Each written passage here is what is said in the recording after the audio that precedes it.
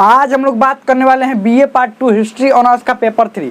Paper 3 का ये chapter 4 है, क्योंकि चैप्टर 3 तक बहुत अच्छा से हम लोग कंप्लीट कर लिए थे। चैप्टर 3 तक क्या क्या कंप्लीट किए थे, चैप्टर 3 बहुत अच्छा से कंप्लीट कर लिए थे। उसका ऑब्जेक्टिव क्वेश्चन कंप्लीट कर लिए थे, उसका सब्जेक्टिव क्वेश्चन भी कंप्लीट कर लिए थे, और उसका मॉडल सेट हम जल्द ही टेलीग्राम ग्रुप में दे देंगे। अगर टेलीग्राम ग्रुप अभी तक ज्वाइन नहीं किया है तो आप टेलीग्राम ग्रुप ज्वाइन कर सकते हैं। उसका लिंक इसी वीडियो के नीचे डिस्क्रिप्शन में दिया गया है, या आपको सर्च करना है टेलीग्राम में हिस्ट्री टॉक, और आपको टेलीग्राम ग्रुप दिख जाएगा और वहाँ से ज्वाइन कर लेना है।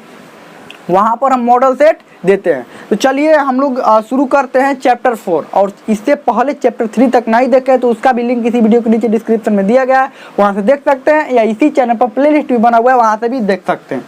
चैप्टर 4 में हम लोग क्या पढ़ना है, दिल्ली सल्तनत के बारे में। अब दिल्ली सल्तनत क्या था, आपको पता है कि इससे पहले मोहम्मद गौरी के बारे में हम पढ़ाए थे। मोहम्मद गौरी क्या था, भारत पर आक्रमण किया, और उसका मुख्य काम था, मुख्य उद्देश्य क्या था भारत पर आक्रमण करने का। कोई भी राजा किसी राज्य पर क्यों आक्रमण करता है, 2-3 कारणों के लिए। धन लूटने के लिए आक्रमण करेगा, नहीं तो अपना साम्राज्य विस्तार करने के लिए आक्रमण करेगा, नहीं तो अपना धर्म प्रचार के लिए आक्रमण करेगा। तो ये तीनों उसका उद्देश्य था, और मुख्य उद्देश्य था उसका साम्राज्य विस्तार करना। और इसमें मदद उसके दो बहुत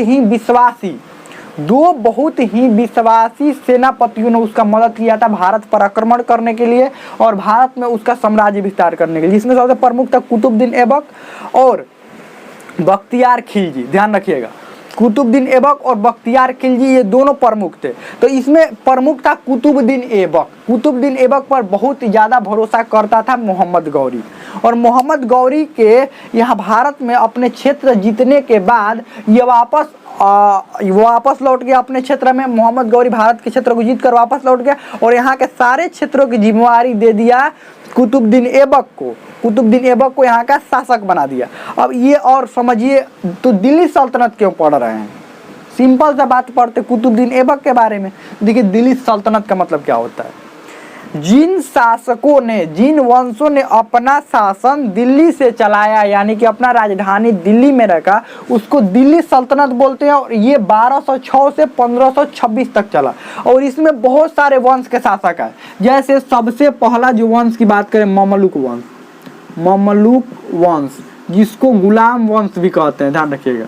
उसके बाद देखिए ममलूक वंश, खिलजी वंश, खिलजी, तुगलक वंश, लोदी वंश। अब लोदी वंश के बाद उसके बाद तो फिर बाबर आ गया। बाबर के बाद ये चालू हो गया जो मुगल काल चालू हो गया। तो इन सारे वंशों के बारे में पढ़ना है, ममलूक वंश, खिलजी वंश, तुगलक वंश, लोदी वंश। इन सब वंशों का संचालन दिल्ली से, इस सारे वंशों के जो राजा थे ये सब ने अपना शासन का संचालन दिल्ली से ही किया। इसलिए इसको दिल्ली सल्तनत का काल कहते हैं। दिल्ली सल्तनत का काल इसीलिए इसको कहते हैं। सबसे पहला वंश ममलूक वंश के बारे में हम लोग बात कर लेते हैं। ममलूक वंश जिसको कौन कौन से वंश के नाम से जानते हैं, ममलूक वंश या गुलाम वंश भी इसको कहते हैं, गुलाम वंश। यहाँ तक आपको समझ में आ गया होगा हम कहाँ क्या क्या बात कर रहे हैं। दिल्ली सल्तनत के बारे में बात की। अभी मोहम्मद गौरी और ये कुतुबुद्दीन ऐबक के बारे में सोचना छोड़ दीजिए, उनके बारे में। अभी ये सोचिए कि इनके बारे में, ये ममलूक वंश, खिलजी वंश, तुगलक वंश और लोदी वंश के बारे में हम लोगों को दिल्ली सल्तनत में पढ़ना है। तो सबसे पहले पढ़ेंगे ममलूक वंश के बारे में। अब ममलूक वंश की स्थापना किसने किया, क्या हुआ, कैसे हुआ, देखिए। अब मोहम्मद गौरी के बारे में समझेंगे। मोहम्मद गौरी ने अपने, इसके 2 योग्य सेनापति थे, कौन कौन, कुतुबुद्दीन ऐबक और बख्तियार खिलजी। तो कुतुबुद्दीन ऐबक को अपना जीता हुआ क्षेत्र, इसके कौन कौन से जीते हुए क्षेत्र थे, मोहम्मद गौरी के जीता हुआ क्षेत्र कौन कौन था, ध्यान रखिएगा। मोहम्मद गौरी, ममलूक वंश, यहाँ पर मोहम्मद गौरी के जीता हुआ क्षेत्र, जो क्षेत्र थे वो कौन कौन थे, लाहौर था, लाहौर भारत वाले क्षेत्र में, लाहौर, उसके बाद बनारस, दिल्ली था, लाहौर, बनारस, दिल्ली, और ये राजस्थान वाला भी क्षेत्र था, राजस्थान, लाहौर, बनारस, दिल्ली, राजस्थान। ये सारे क्षेत्र जो थे वो सारे क्षेत्र किसके अंतर्गत आते थे, ये सब, ये झांसी भी इसी के अंतर्गत आता था, ध्यान रखिएगा। झांसी ये सब क्षेत्रों पर किसका आधिपत्य हो गया था? ये सारे क्षेत्रों को जीत लिया था ये मोहम्मद गौरी ने। मोहम्मद गौरी किसके मदद से जीता था? कुतुबुद्दीन ऐबक के मदद से मोहम्मद गौरी सारे क्षेत्रों को जीत लिया था। लेकिन मोहम्मद गौरी को यहाँ पर शासन करना नहीं था, तो उसने इन सारे क्षेत्रों को कुतुबुद्दीन ऐबक को सौंप दिया। अब यहाँ पर थोड़ा समझ लीजिए, आपको मोहम्मद गौरी समझ नहीं आ रहा होगा। मोहम्मद गौरी, मोहम्मद गौरी, इसके दो गो सेनापति कुतुबुद्दीन ऐबक,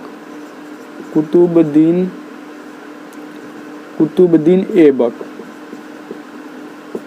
और बख्तियार खिलजी, बख्तियार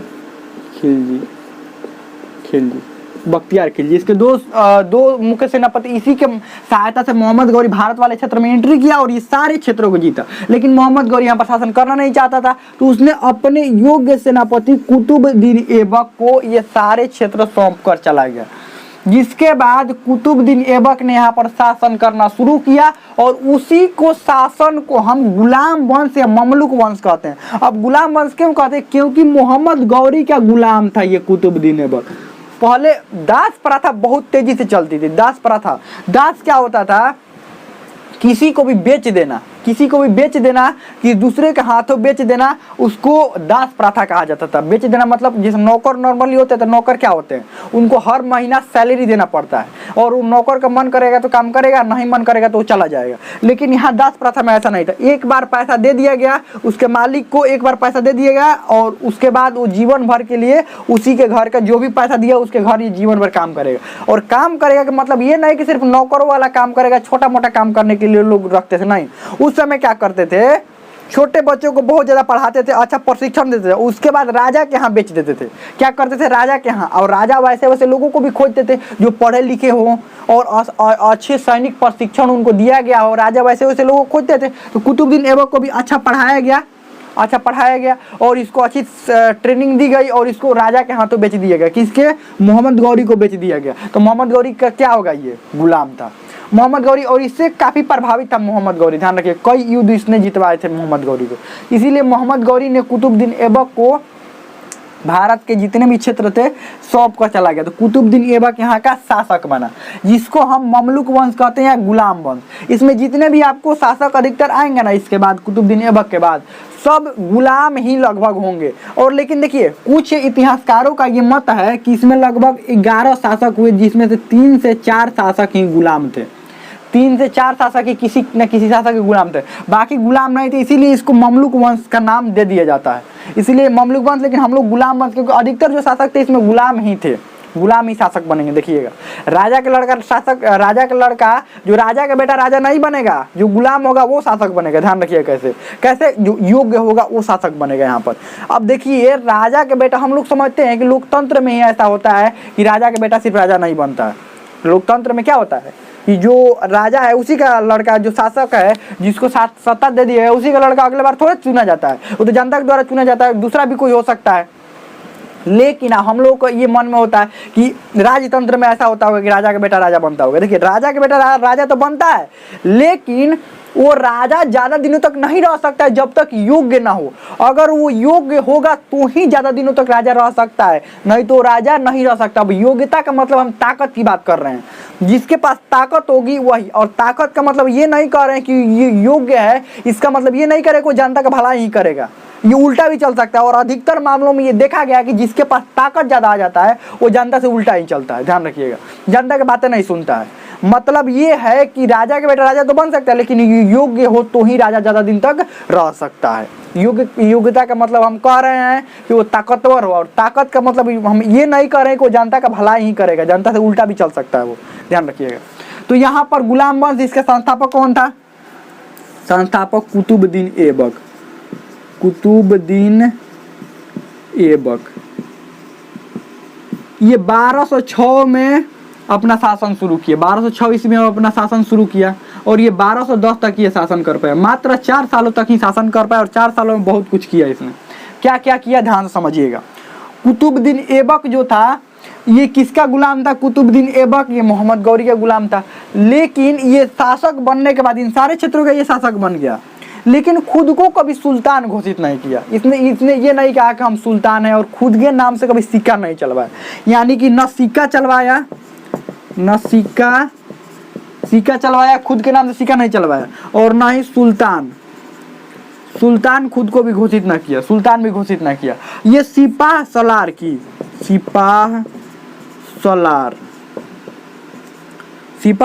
की उपाधि इसने धारण की, उपाधि, यानी कि राजा का जो संरक्षक होता था, मतलब राजा के अधीन रहकर कार्य करने वाला खुद को कहता था। ये नहीं कहता था कि सारे क्षेत्रों का हम सुल्तान हैं। और एक बात, कुतुबुद्दीन ऐबक यहाँ का शासक बन गया। इसने अपना राजधानी लाहौर रखा, लाहौर। अब आप कहेंगे कि राजधानी जब लाहौर रखा तो आप दिल्ली सल्तनत के अंतर्गत कैसे कह सकते हैं कि दिल्ली से तो शासन नहीं किया, ये कहाँ से शासन किया इन सारे क्षेत्रों पर, लाहौर से शासन किया। तो देखिए, वास्तविक संस्थापक कुतुबुद्दीन ऐबक को नहीं माना जाता। आपसे पूछा जाएगा कि दिल्ली सल्तनत का वास्तविक संस्थापक किसको माना जाता है, तो कुतुबुद्दीन ऐबक को आप मान ही नहीं सकते। क्यों? क्योंकि ये दिल्ली से शासन कहाँ कर रहा है, तो लाहौर से शासन कर रहा है, अपना राजधानी लाहौर रखा है, तो इसको दिल्ली सल्तनत का शासक कह सकते हैं आप? नहीं। आगे इल्तुतमिश के बारे में पढ़ेंगे, वो दिल्ली से शासन किया था, तो उसको इल्तुतमिश को दिल्ली सल्तनत का वास्तविक संस्थापक माना जाता है। लेकिन गुलाम वंश का संस्थापक कौन, किसको माना जाएगा, या ममलुक वंश, कुतुबुद्दीन ऐबक को। ध्यान रखिएगा, पहला शासक कुतुबुद्दीन ऐबक ही था। न सिक्का जारी करवाया, न खुद को सुल्तान बोला कि सुल्तान भी नहीं, खुद को कहा कि हम सुल्तान भी नहीं है। और एक बात, कुतुब मीनार का नाम सुने हैं? कुतुब मीनार का निर्माण शुरू किसने करवाया था? कुतुब मीनार का निर्माण किसने करवाया था? कुतुब मीनार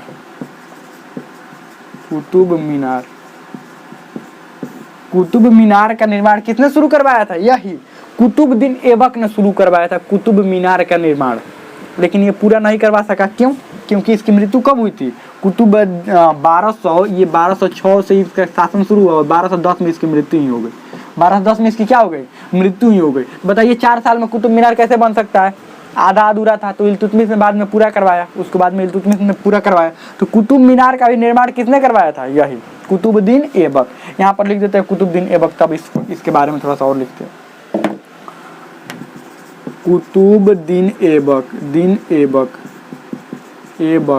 इसने क्या निर्माण करवाया था? कुतुब मीनार का निर्माण पूरा नहीं करवाया, थोड़ा सा निर्माण करवाया, तब तक इसकी मृत्यु हो गई। कुतुब मीनार। उसके बाद 2.5 दिन का झोपड़ा, 2.5 दिन का झोपड़ा, और 2.5 दिन का झोपड़ा नामक मस्जिद इसी ने बनवाया था। ध्यान रखिएगा, अजमेर में 2.5 दिन का झोपड़ा नामक मस्जिद इसी ने बनवाया है। 2.5 दिन में बन गया था वो मस्जिद। ध्यान रखिएगा, कुतुब मीनार का निर्माण, 2.5 दिन के झोपड़ा का निर्माण इसी ने। और इसको दान देने की बहुत ही दान देने की बहुत ही इच्छा थी, और बहुत ज्यादा दान भी देता था। इसीलिए दान के कारण इसको लाख बख्श कहा जाता था। लाख बख्श कहा जाता था। ध्यान रखिएगा, लाख बख्श इसको कहा जाता था। दान देने के कारण इसको लाख बख्श कहा जाता था। और इसकी रणनीति ठीक ठाक थी, अपना साम्राज्य ठीक ठाक चला रहा था। अब इसके क्या हुआ, 1206 में तो ये अपना शासन संभाला। 1210 में ये क्या हुआ, लाहौर से अपना शासन चला रहा था, सब चीज ठीक ठाक चल रहा था इसका, लाहौर से शासन चला रहा था, सब चीज बहुत अच्छा चल रहा था। तब क्या हुआ, ये पोलो खेल रहा था। क्या खेल रहा था? पोलो खेल रहा था। पोलो समझते हैं? घोड़ा पर बैठकर और छोटा सा गेंद को नीचे से मारा जाता है, उसको चौगान भी बोलते हैं। पोलो खेलते समय इसकी मृत्यु हो गई घोड़े से गिरने के कारण। माना जाता है कि घोड़े से गिरने के कारण ये लाहौर में ही पोलो खेल रहा था। लाहौर में ही घोड़े से गिरने के कारण इसकी मृत्यु कैसे हुई? पोलो खेलते समय ये घोड़े से गिर गया था। पोलो खेल रहा था, बड़ा सा डंडा लिया था, डंडा देखे आप, वो खेल देखते भी होंगे। घोड़ा पर बैठा रहता और नीचे गेंद छोटा सा रहता, उसको मारता रहता, उसी कारण अचानक गिर गया, घोड़ा से गिरा, और उसके बाद कहानी इनका खत्म हो गया। वहीं पर कहानी खत्म हो गया। पोलो खेलते समय इनकी मृत्यु हो गई। कब हो गई? 1210 में। 1210 में मृत्यु हो गई। और 1210 में मृत्यु होने के बाद, अब देखिए ये अचानक मृत्यु हुआ था ना इसका। अब इसका अचानक मृत्यु हुआ, तो इसके बाद इसके बेटा को शासक बनाया गया। वहाँ का शासक, लाहौर का शासक किसको बनाया गया? इसके बेटा को। ये गुलाम वंश यानी कि ममलुक वंश का शासक फिर किसको बनाया गया? इसके बेटे कुतुबुद्दीन ऐबक के बेटे को बनाया गया। लेकिन वो ज्यादा दिन तक ये शासन को संभाल नहीं पाया, क्योंकि वो योग्य नहीं था। अब तक हम लोगों ने क्या क्या समझा एक बार और समझ लेते हैं। क्या क्या अभी तक हम लोगों ने समझा। दिल्ली सल्तनत के अंतर्गत ये सारे क्षेत्र आएंगे। क्यों आएंगे? ये सारे वंश आएंगे, क्यों? क्योंकि सारे वंशों ने दिल्ली से ही शासन किया। और दिल्ली सल्तनत के अंतर्गत सबसे पहला वंश ममलुक वंश आता है, जिसको गुलाम वंश कहते हैं। उसकी स्थापना कुतुबुद्दीन ऐबक ने किया था, जो कि मोहम्मद गौरी का गुलाम था। कुतुबुद्दीन ऐबक ने अपना शासन लाहौर से चलाया, इसीलिए उसको दिल्ली सल्तनत का वास्तविक संस्थापक नहीं माना जाता, लेकिन गुलाम वंश का उसको संस्थापक कुतुबुद्दीन ऐबक को माना जाता है। इसमें कुतुब मीनार का निर्माण प्रारंभ करवाया था। 2.5 दिन का झोपड़ा भी इसने बनवाया। दान देने के कारण इसको लाख बख्श कहा जाता है। और मृत्यु पोलो खेलते समय इसकी मृत्यु 1210 में हो गई थी, यानी 4 वर्षों का सिर्फ ये शासन कर पाया था। 4 वर्ष सिर्फ शासन कर पाया था और इसके बाद इसकी मृत्यु हो गई। इसके बाद इसके बेटा को शासक बनाया गया, लेकिन वो भी ज्यादा दिन तक शासक नहीं रह पाया। तो हमें लगता है कि इतना समझ में आ गया होगा। इसके बाद हम लोग आगे पढ़ेंगे, इसके बाद इससे हम लोग आगे अगले भाग में पढ़ेंगे। हमें लगता है समझ में आ गया होगा। अब इसमें कोई भी आपको डाउट हो, कोई भी क्वेश्चन हो, आप कमेंट में जरूर पूछिए। कौन सा डाउट है, क्या क्वेश्चन है, आप कमेंट में जरूर पूछिए। हमें लगता है समझ में आ गया होगा। इसमें कोई भी डाउट हो, कोई भी क्वेश्चन हो, आप कमेंट में पूछ सकते हैं। हमें लगता है समझ में आ गया होगा।